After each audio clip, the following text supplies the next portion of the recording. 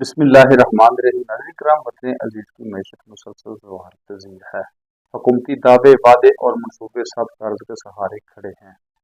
अवाम पर महंगाई और टैक्स की तलवार लटक रही है और साहिब इख्तियार हर रोज़ नई वजाहत के साथ सामने आते हैं कि अब मजीद कुछ नहीं दे सकते क्योंकि माली गुंजाइश नहीं है।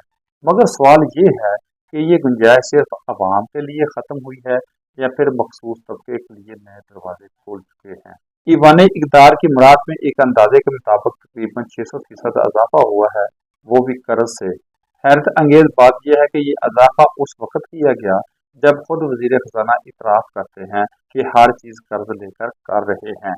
जब वजीर आज़म के घर के बगीचे की देखभाल के लिए करोड़ों रुपए मुख्तस किए जाएं और ये रकम भी कर्ज से आए तो फिर सवाल शिद्दत इख्तियार कर जाता है, क्या ये मुल्क वाकई ही चंद अफराद की अयाशियों के लिए चलाया जा रहा है?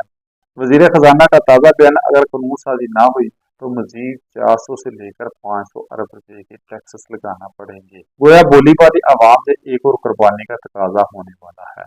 मगर क्या कभी किसी वजीर मशीर की मुराद में कमी की गई? क्या किसी अफीसर के प्रोटोकॉल में पाबंदी लगी?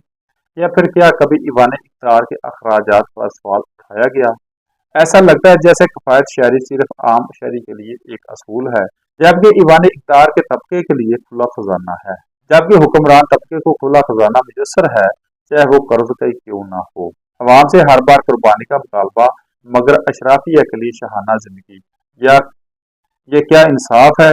तारीख का फैसला अवाम करते हैं।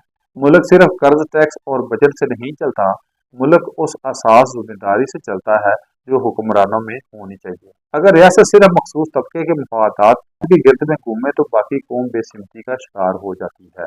ये निज़ाम कब तक चलेगा? कब तक अवाम के सब्र का इम्तिहान लिया जाएगा? ये सवाल हर गली, हर बाजार और हर घर में गूंज रहा है। जो हुकूमत कर्ज लेकर अपनी इशराफिया को पाले, वो अवाम को कभी भी खुददार नहीं बना सकती।